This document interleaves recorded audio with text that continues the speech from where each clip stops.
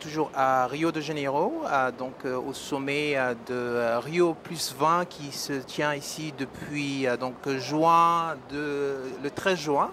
Et ce sommet qui est en train de prendre fin progressivement aujourd'hui, la dernière session en plénière, où les chefs d'État et représentants de gouvernement viendront faire le point sur ce qui a été décidé à Rio de Janeiro. On a parlé tantôt de la participation des pays africains qui sont venus nombreux et plus particulièrement du Tchad qui a été à l'honneur hier avec un séminaire et un side event sur la problématique du lac Tchad et la nécessité de le sauvegarder. On a eu au cours de cette importante réunion l'allocution du chef de l'État, son Excellence M. Idriss Déby Itno, mais également son homologue du Niger et du Nigeria qui était présent. Et M. Jean Ping de l'Union africaine également était présent dans la salle, ainsi que d'autres hautes personnalités. Le point focal de cet événement a été sans aucun doute le témoignage de ce jeune Tchadien, David, qui est venu avec Espace Vert du Tchad pour pouvoir partager de ses propres mots la problématique du lac Tchad. L'émotion était très forte quand il a pris la parole pour simplement dire pourquoi nous devons sauver ce lac.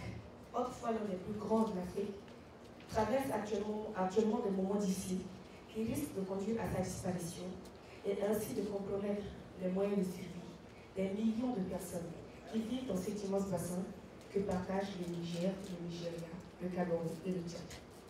En effet, depuis 50 ans, le lac Tchad ne cesse de se rétrécir. De 25 000 km² en 1963, sa superficie est estimée aujourd'hui à moins de 2 000 km².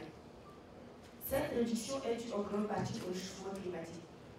Il faut dire que mon pays, le Tchad, est l'un des pays les plus chauds du globe terrestre, avec des températures qui peuvent facilement dépasser les 50 degrés Celsius en saison chaude.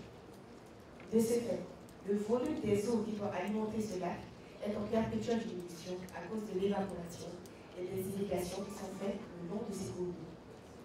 Aujourd'hui encore, le lac est victime de toutes sortes de problèmes et de menaces. Il y a la pollution qui affecte sa qualité et il y a aussi la construction des barrages qui réduisent fortement le débit d'eau qui alimente ce lac. À cause de toutes ces contraintes et surtout du réchauffement global de la planète, ce patrimoine mondial dont dépendent tant de personnes est en péril. Il y a la réduction de la biodiversité du lac qui se poursuit à grande échelle. Par exemple, le beugouï, qui est un spécimen unique et qui ne se rencontre que dans la région du lac, qui est en train de disparaître. Il y a aussi le développement et la prolifération de certaines plantes envahissantes comme le tifa qui perturbent l'équilibre écologique du milieu. Et sans compter la salinisation accrue du lac. Les plaines d'inondation pour les cultures sont réduites et les îlots apparaissent, modifiant ici constamment la configuration du milieu et influençant sur le mode de vie des habitants de la région. La diminution du niveau du lac pénalise les pratiques de pêche. Cet assèchement favorise aussi la migration des centaines de milliers de personnes qui sont arrachées à leur milieu de vie et livrées à l'exode et à l'isolation.